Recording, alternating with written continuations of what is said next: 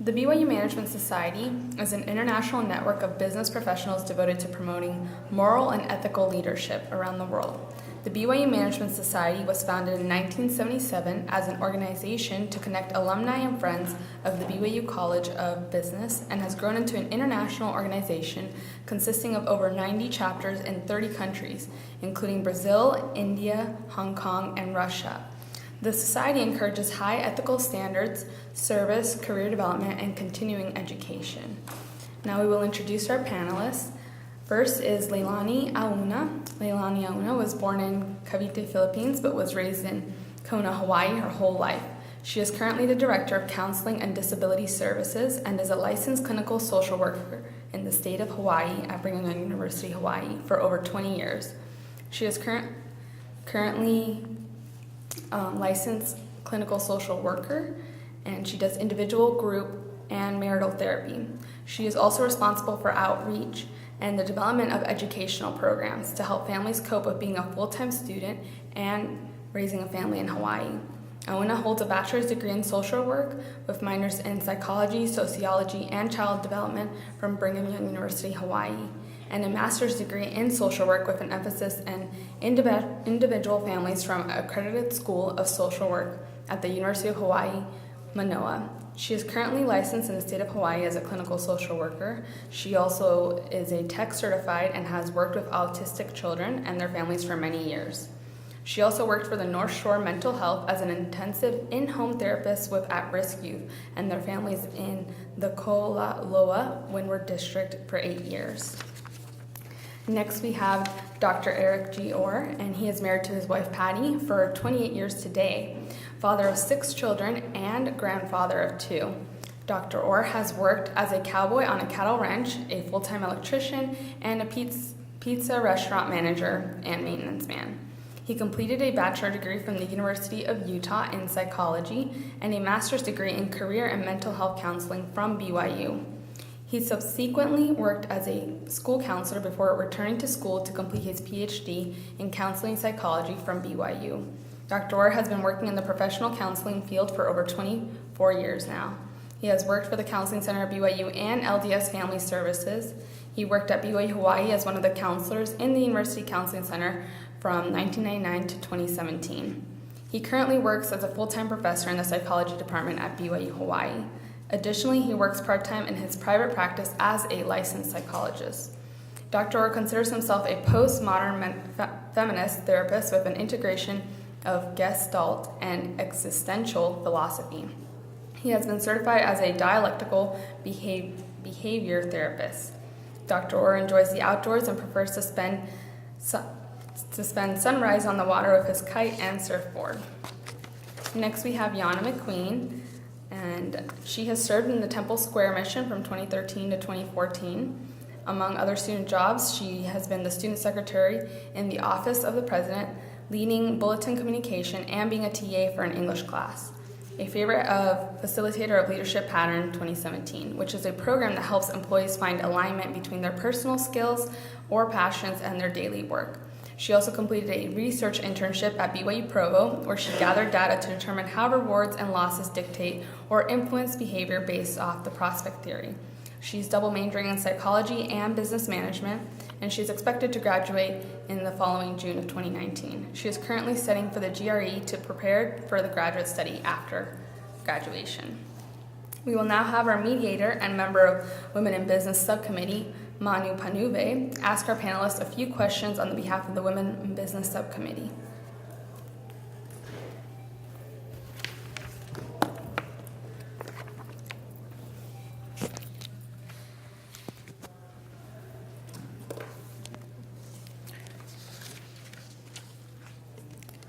So I will ask the questions, and if you want to answer, then go for it. So the first question, it is said that some stress is good to get us going. However, how do we know if we're starting to stress too much? How can we prevent stressing too much? Well, I was lucky I was able to prepare for this, so I'm just going to read what I wrote, okay? So I think just being a professional can invoke stress in oneself For one thing, if you are married and have children, you're juggling your time with self-care, family life, and work. It can be very stressful. On top of that, being a woman that belonged to the Church of Jesus Christ of Latter-day Saints, that could be stressful. And we have values. First of all, you must recognize the signs and triggers and stresses. For example, notice your body. Are you having headaches, neck aches, sore muscles, heart palpitations, shortness of breath, difficulty concentrating or focusing, irritability, and so forth? Once you recognize your triggers, you need to find time for self-care, how to prevent that, and ways to manage that stress. So keeping a schedule where you can plan time for yourself, family, and work, and how to reward yourself. So in a nutshell, if you know your triggers of your stress, how are you going to prevent that? Like, for example, if you know headaches coming, what are you going to do? Or I'm really stressed out with this. You need to plan your day and plan on what you're going to do for your self-care as well. I would like to just say thank you for having me here, but I'm a little bit embarrassed because I am not a woman, and this is a women in business presentation. So, but I've worked with a lot of clients who are women and who run businesses, and the thing that I see most frequently that helps people overcome the stress of business is self-care, just taking care of yourself. The thing to identify when you are not taking care of yourself is you have a hard time sleeping, your appetite changes, you have a hard time concentrating, and when you start recognizing those triggers, as Leilani said, it's time to make sure that you get a little bit better balance in your life and recognize that too much is too much. And that's a fine line sometimes when you're in business, is identifying when is too much. But set your goals, recognize where your goals are, and sometimes those goals might be too lofty and you need to pull them back because you're not taking care of yourself. So having things like going to the ocean, surfing, kiteboarding, music, just doing things to take care of yourself, to engage your creativity and enjoy life. And we haven't, as students, had time to start our own businesses yet and have work in the field, but we're in college and we're in university with classes that have this, we can't take the stressful thing away from us. So if you've got a busy schedule, you're halfway through the semester and midterms are coming up, your life is stressful. So I think it's important to realize and understand that the stressful period won't last forever, and to be okay with you can only do what you can do and not beating yourself up about it when you don't meet your expectations that are too high. So you can do well as you can do, and frame your mind to be able to know that you're doing your best that you can. And then the other thing, you can go to the beach and do things for self-care, but also let other people know and reach out to your social network and say, hey, I'm having a hard time, I'm super stressed at the moment. So schedule time to have social support. Thank you. The second question, we know that running a business requires a lot of work from the entrepreneur. It can be a lot to handle. So what are some tips or tricks that you have used to get the things done that are necessary without overwhelming yourself with everything that needs to be done? I'll jump on that one. Have a mentor. Find somebody who's already been in the business and reach out to them. There are so many things involved in starting a business, things that you never even knew existed at the beginning. So yeah, take your business classes and those will help, but there's always going to be something that wasn't a part of your classes. So find a mentor that's in the similar field as you, somebody who's been down that road, and ask them, say, how do you do this? How do you find these resources? What resources did you use?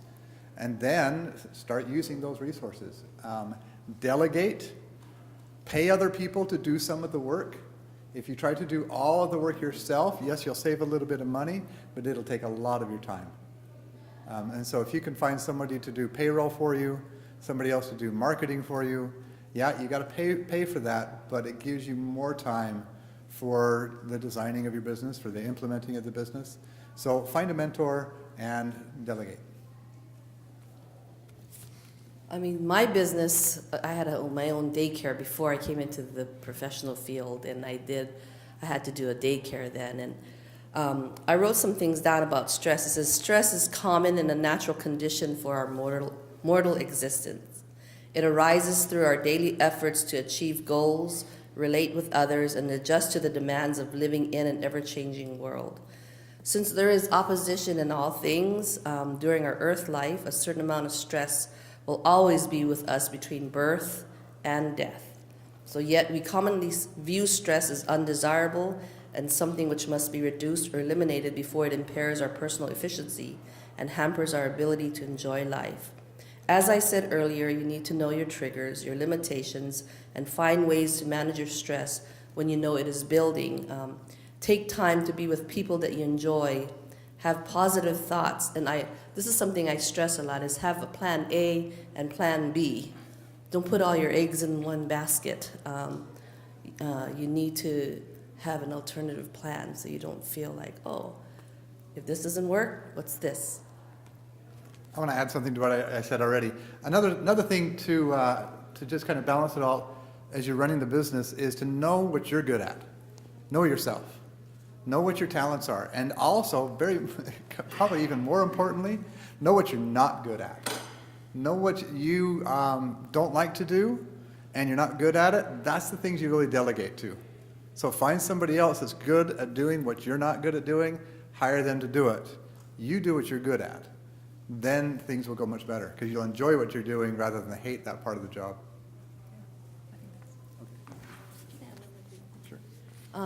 There's a certain amount of organizational skills that you'll need. I mean, you have to do a lot of multitasking. I always tell my students that if you're not able to do multitask, it's hard. So you need to learn that skill. If you're a mom and you're having your own business, I think running a family is like a business too, right? But know your your limitations and try to organize yourself and organize your day. Okay.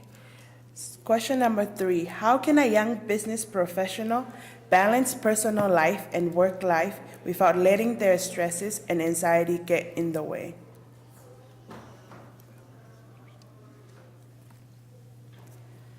I think it's important to balance work and personal life by identifying what is important in your personal life. So we learn in the church that we need to try and become perfect. That doesn't mean that we need to be perfect in every single thing, but we can choose what things that we want to strive to be good at and to not let go. So out of our week, the one thing in my personal life is I make sure that I don't do my homework on Sundays. So I have a separation between school and my work life and my personal life. And so there are other things. Attending the temple can be one of those if that's important to you. Maybe family dinner is important to you in your future. Set your personal goals and make sure nothing gets in the way of that. This is a hard one for counselors because counselors get into personal lives and we invest ourselves with our clients, and so we are very personally present with our clients, and that gets very involving, if you will. And so truly part of the training that I went through and what I try to maintain is having the boundary of work and home and changing hats as I leave my office. There's been times when I drive home and I don't live very far away from work, and that's oftentimes too quick. And so I have a habit, if I happen to be driving home rather than walking or riding my bike, I will go somewhere else. I'll go pick up a gallon of milk. I'll get a loaf of bread. I might go get some gasoline. I might stop and see a friend or something, just so I can transition from work life to dad life or to husband life. It's a chance to change my hat. If I go home directly, oftentimes I may walk around the house, go upstairs, and the kids want my attention or my wife wants my attention, and I'm still not quite there yet. And so I have to go outside or do something else. So really it's a matter of establishing that boundary and doing everything you can to maintain it, doing something to help you change hats. I was going to mention that if you are honest with yourself and your fellow man and your stress and anxiety will decrease. So I was thinking about this a lot with young business professionals. You need to be honest with yourself and honest with your dealings with those around you, because then you can, your anxiety, and you know that you're doing the right thing. Am I making sense? If you treat people with dignity and respect, it will permeate in your personal lives and in your business. So you'll be a happy person. I don't know if you, I know people who've been in business and they're like trying to cut short and trying to do all these things and they're not happy. But I think the main thing is if you as a person in business is happy with you, then you'll be a happier person in your personal life, and then it'll, like I said, in your business. And Eric is right. You have to leave things at home. Like I'm always, I come home and I'm like, so all day long you're just dealing with a lot of stuff. So I have to decompress. I guess that's the word. In business, you have to decompress. You have to know, okay, I'm a dad or I'm a mom now when I walk into the door, or I'm a wife, or I'm this. I also think that in your if you have a family, I keep bringing up families because one day you guys all will be families. I think it's important that you have, you take care of your family, you take care of your personal life and your family, because I call it happy wife, happy life. I know we're all women, but happy spouse, happy life for you. So you want to be able to include your family and make them feel that you're part. I wanted to add something I wrote. I don't know if this is what I wrote. Sorry, I was just... Okay, so I wrote a lot. I know you guys think I'm weirdo, but I don't know. That's me. I went to this women's conference, many, many years ago, and I was really so excited to watch this woman talk in front of all these people because I admired her. She was one of those pillars in society. She was a single mom, and I was just excited to listen to her. So as she was talking, someone in the audience said to her, so how do you juggle family life, and how do you do this and with your children? And I was shocked what she said. She said, well, I told my family you come second, okay? So, and then my work is first. So as I sat there, I'm saying this because I'm a champion for, never mind, long story. I'm saying this because it's so important. She said, well, my family comes second. And I said, I just raised my hand because I was so scared. Like, who am I to tell this lady, sorry, you're wrong? But I did because I really felt this prompting I need to say that. So I raised my hand and I said, I really disagree. And she looked at me like, what? I go, I disagree because I feel that your family should come first. And I went on to say the reason why, being a woman, I try to help my neighbors. So I bake and make cookies. Then I tell my kids, I have 8 children. So I used to tell them, no, you can't have this, you can't have that. So one day my son, when he's now 34, but when he was 13, he said, why is it that every time you cook or make cookies we can't have? And I realized what I was doing. I was putting them second. So every time I make cookies, I would give my children, they'll be happier, and I feel like they're happier. But when I wanted to say in this particular woman, when she was talking, I said that, and then another woman raised her hand and said, yeah, my mother, she was this lady that taught children how to swim at this pool every weekend, people with disabilities. Then she started crying, and I said, we all looked at her, why are you crying? Because this is a women's conference. And she said, well, I don't even know how to swim. So, that was a real eye-opener for a lot of us, women who want to be in the workforce, which is wonderful. But I think we need to really think, we want to make sure that we are okay and our family is okay, and then you'll feel much happier. This is just my opinion. It's a great opinion. I agree. I'm going to echo what she said. In my introduction, the first words in my introduction were that I'm a husband, and I'm a father, and I'm a grandfather. And having a happy home, happy life. Happy wife, happy life. I completely agree with that sentiment, because there's always going to be things that are hard at work, and you should have the space to go home to get away from it. So that being said, that's number one. Number two, good colleagues. Leilani and I worked together for 18 years. I consider her my sister that I never had, because I don't have any sisters. And we tease each other and got along with each other. Having good colleagues at work makes all the difference in the world. If you get along with those people, you're going to have a happier time. And so as you start your own businesses, hiring people that you want to be around is very important. If you start hiring somebody and you're like, do I really want to spend most of my days around this person? Don't hire that person. Okay, there's been times over my career where I've been involved in hiring people and I kind of question, maybe not, maybe yes, maybe no. We hired them anyway, and boy, did it make a big difference. But the people that you hire you're excited about, that's really, really important. You actually spend more time with your colleagues at work than you do with your family. Think about that for a second. You spend more time with your colleagues at work, waking hours, than you do with your own family. So even though family is more important, those colleagues are very important as well.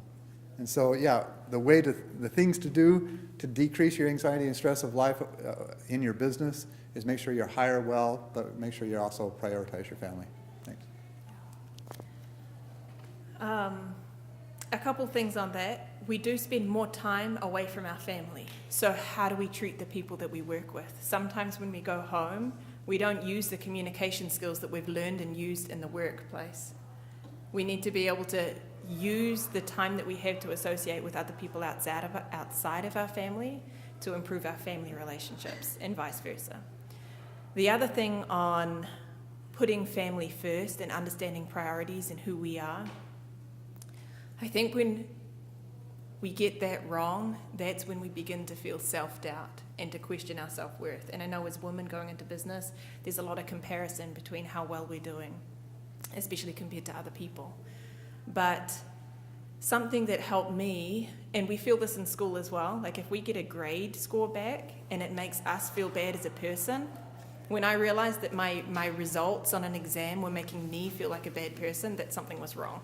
So I had to change my perspective and separate, I am a person of great worth, regardless of what the test says.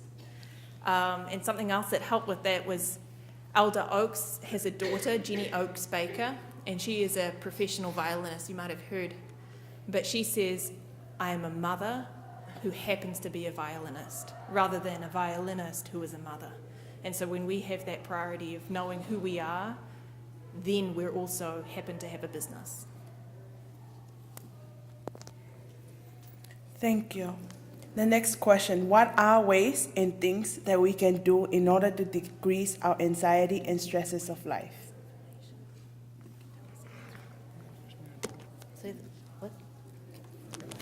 So what are ways and things that we can do in order to decrease our anxiety and stresses of life? I think we kind of talked about it in the past, but what I wrote here is instead of retreating from stress, we can learn how to live with it and increase our ability to meet the challenges of life.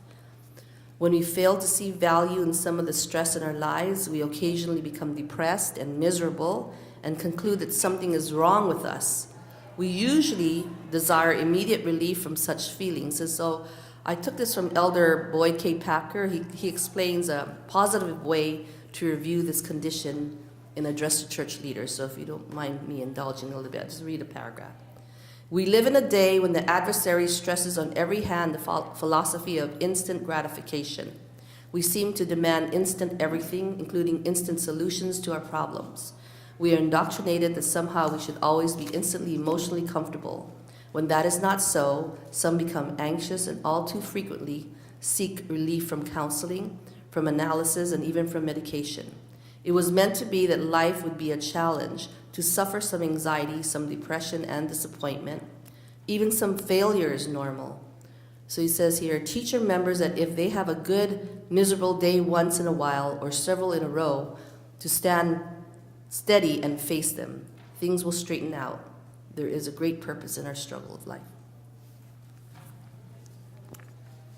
I agree.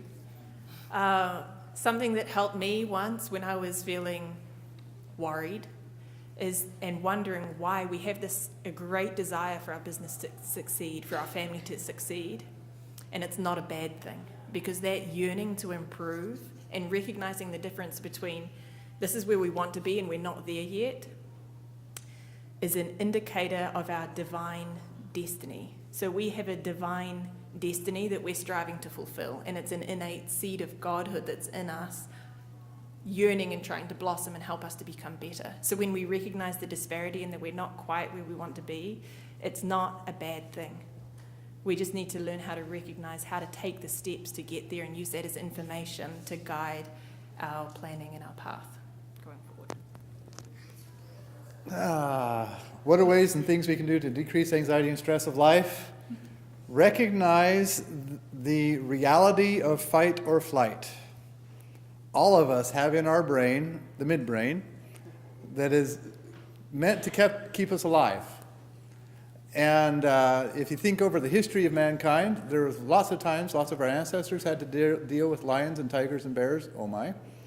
And we had to either fight them or run away from them. Our body still has that capacity. But we don't see lions and tigers and bears in our lives. We don't see snakes. We don't see things that are very dangerous to us. But we do have social pressure. And when you run a business, you have the business pressure. And there may be a business that's like a tiger to you, or a lion to you. And if you are just sitting at your desk day after day, you're not doing anything to burn off the steroids, the corticosteroids, the adrenaline that your body is kicking into you with all that stress. And if you just keep doing that in front of a keyboard or walking around a little bit, you're not doing anything to help your body. And that stress just builds up and builds up and builds up until you start having some psychophysiological disorders like migraine headaches, hypertension, difficulty concentrating, stuff of that nature. So the answer to that, of course, is to do the fight or flight. Either start punching things, which I don't recommend, unless it's some sort of punching bag, or just exercise. Just exercise, burn it off, because it's going to remain in your body until you do something about it. So at least 20 minutes, 3 or 4 times a day, getting your cardiovascular up and going so that you can burn off those corticosteroids. I think we need to know our stress level, how much stress we can take. I mean, I think I see myself as a racehorse type of person. I'm always having to go. Sometimes, if someone tells me, you need to slow down, okay, I'll slow down, but I can't keep still. So you can't tell someone who's a racehorse person, you got to slow down. So you need to tell them, or yourself, if you're the type of person that you need to be doing something, at least do it in moderation and not be so. That's what I see with myself. So know your stress levels and how much you can take. That's one. One more thing. Know the thing that really helps you just calm down. Just have 1 or 2 things that you know, if I do this, that can calm me down. For me, it's painting. It's also exercise, like I mentioned, and also, chocolate's good. Helps a lot. In our brain, like Eric says, we have what you call endorphins. And so those are natural pain and stress relievers. So when you do exercise, that's why self-care comes in, or doing something that helps. You need to take a vacation from the everyday things that you do every day. It can get you down. So yeah, those are some ways to help with the stress level. Is exercise is good, eating properly, sleep, Thank you. I also fill up chocolate to eat when I'm stressed. So the other question is, I've never been an anxious person, but since I started my own business, I am filled with anxiety. Why would owning my business create so much anxiety, and how do I overcome it? Okay, so owning your own business comes with a lot of responsibility and rules and regulations. Sometimes you must take the risk, but tell yourself, if this business goes down, can I still support my family? I mean, that's what I would do. Am I putting all my eggs in one basket?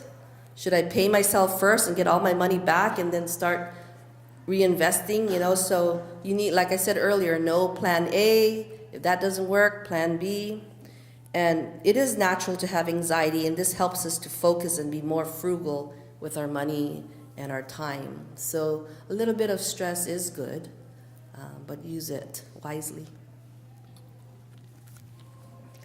Owning your own business does create a lot of anxiety because you're it. It comes down to you. And some people really aren't set for that. And if you're one of those people that just really can't handle being the number one person in charge, then work for somebody else.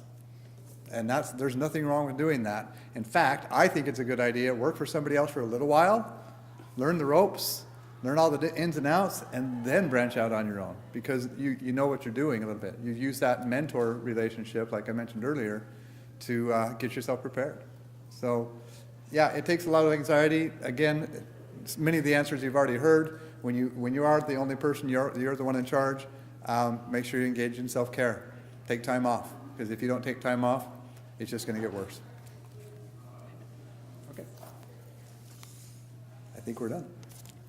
Thank you so much. Audience, now it's your chance.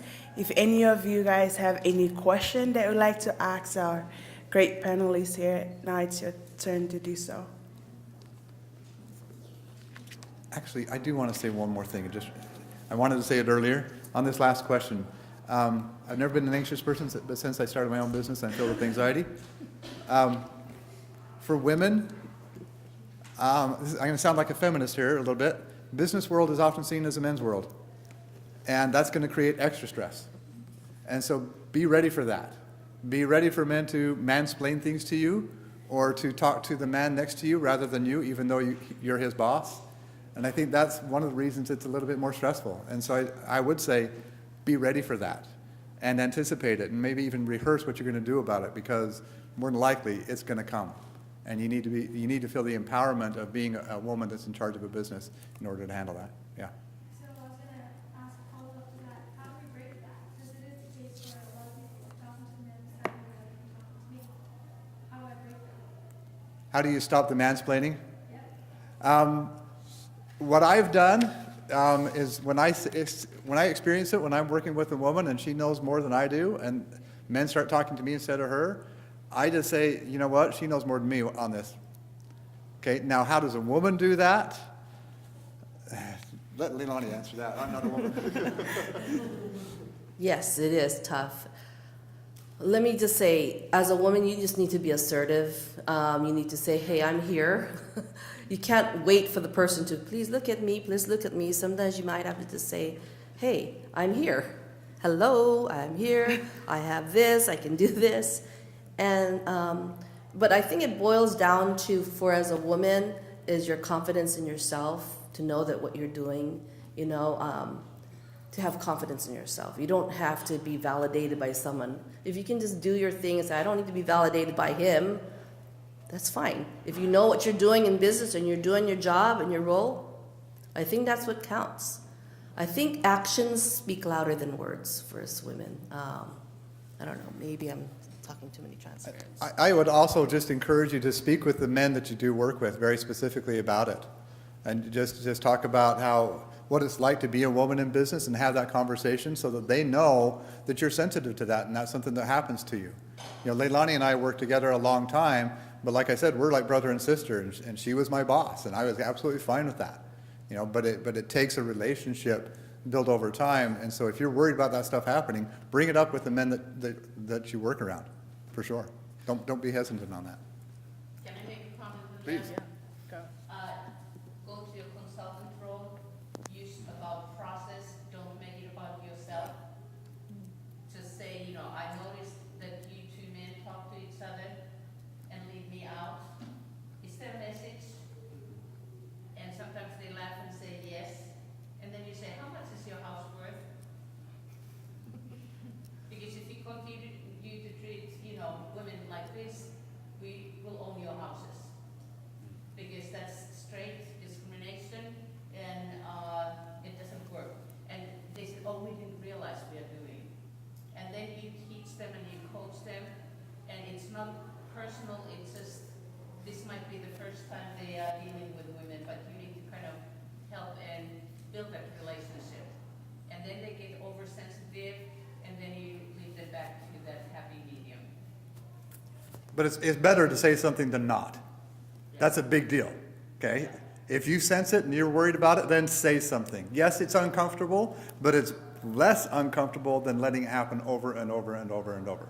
So as soon as you see it, nip it in the bud. And also, like she said, don't take it personal. It's a cultural thing. And all they have to do is be educated and increase their awareness that they're doing it, because I grew up as a man. I'm sure I said some of those things as I was growing up and maturing, and I've learned my lesson. I've been told, hey, knock it off. And I learned. And I just think, so we're getting great advice on how to anticipate when this happens to us in the future. But I think if you, on smaller scales, start to see how you can practice saying that now. Because we're already finding, if I talk about how I'm wanting to have a career as a woman, they say, oh, but women are supposed to stay at home with their families. So even amongst our friends, we can begin to have this conversation and develop an answer for ourselves where we know where we stand. There's also the opposite end of that. I was a stay-at-home mom for like 16 years, and I was telling John I loved it. I hated coming back, but because I have time for myself now. But it was hard. And then when you're coming back as a woman, if you're like staying home with your children, and then they're like, oh, what have you been doing for the last 16 years? Oh, you've been doing a stay-at-home? You know, it's hard for a woman to come back into the workforce as well, and then to say that, hey, I have all this experience. But I can say, and this is what I'm going to say, my own personal opinion, being with your own children and organizing and doing volunteer work, doing all the other things helped me as an individual to be where I'm at today, because if I didn't do all that, I wouldn't know what I'm doing, because I need to be able to manage. And don't be ashamed of that. And being a minority, or I guess I'm a minority, woman that, you know, like a Filipino woman in this world, you know, and I grew up not being assertive. It's hard, you know. But as I learn, you know, you don't have to be like the man, be like yourself. But I, like Sister Hannanen said, you don't have to be a doormat to people. If you're feeling like you're a doormat for other people, you just say, excuse me, I'm here, talk to me. And I think having that is very important. And I want to say, this is a little bit of a confession, but this happened with Leilani and I. I don't know if you remember, you probably do. As leadership things changed around a little bit, people kind of kept turning to me for my advice, but I wasn't the boss. And that happened once or twice, and she came to me and she said, hey, you know what, this bugs me. And I was like, you know what, you're right, I'm sorry. And I did everything I could to make sure that didn't happen anymore. So, like I said, when it happens, you need to let the men know about it, that it's happening, or it will just continue happening. I'm glad you forgot that, but I didn't. More questions, please. Anyone else? Wow. Can I ask a question? Our students are fabulous because they work part-time or full-time. They go to school full-time. Then they have families. And then they have that added stress called church callings. And in those church callings, a lot of times they deal with a lot of difficult situations. Abuse and finances and things that they have to keep confidential, that they can't go and tell their friends or spouses. What can they do, and how can they get that stress out of their system so that they don't just carry heavier and heavier loads all the time with all the information they get, you know, in the church callings, that they have to take the grade for them. It's like being a counselor. Exactly. I mean, my husband was a bishop in a student ward, and I was a counselor here at BYU Hawaii, and then I know everything that's going on in his personal lives, and we don't have pillow talks. So you need to know your role, I think, to know, hey, confidentiality is very important. You don't have to hold it all in. It's hard for us counselors, because before I used to think, oh, I got to save the world. I know that, because I used to be an intensive in-home therapist before, and I knew it was being abused in the community. I knew all that, and I'm worried. But I know that you have to know, you can't handle everything. So what you need to do is say, I think, rely on Heavenly Father, because that's how I did. I can't save everyone that's being abused. I can't save everything or feed everybody. I just need to know what I can handle in front of me at the moment and know what my role is at that time. I don't even know if I'm making sense, but, you know, just leave your things at work. You don't have to talk about it. I mean, that's the person's problem, not your problem. That sounds really bad, but we have to leave it that way, because if not, you're just going to be constantly worried. I mean, I'm still constantly worried about students hurting themselves. I'm on call 24/7. So I have to learn how to, is it compartmentalize, or know your role when you do it? Yeah, compartmentalize is a good way of identifying that. being able to recognize what you can do and what you can't do, know your limits. Sometimes you want to save somebody because they're in a horrible situation, but you just can't. And so you just kind of have to let them be there, do what you can for them, and then let that be. Because you can't be Wonder Woman, Superman for everybody. And we women tend to be like that. Say that again. And we women like to be, talking about myself, but we women tend to be like that, you know, we want to help everyone and we get burned out very easily, so. But in saying that, don't cut important things out of your schedule. So we want to be able to help everyone and do well at our school and our church calling and our job, but know what's important to you. I can do a little bit less in this department and focus a little more in this department. And the other thing is, it's okay to place something on the altar of sacrifice and just trust that everything else will work out. So use prayer as a way to understand that what you're doing is right and that Heavenly Father will take care of the rest. And I think that helps a lot with decreasing stress.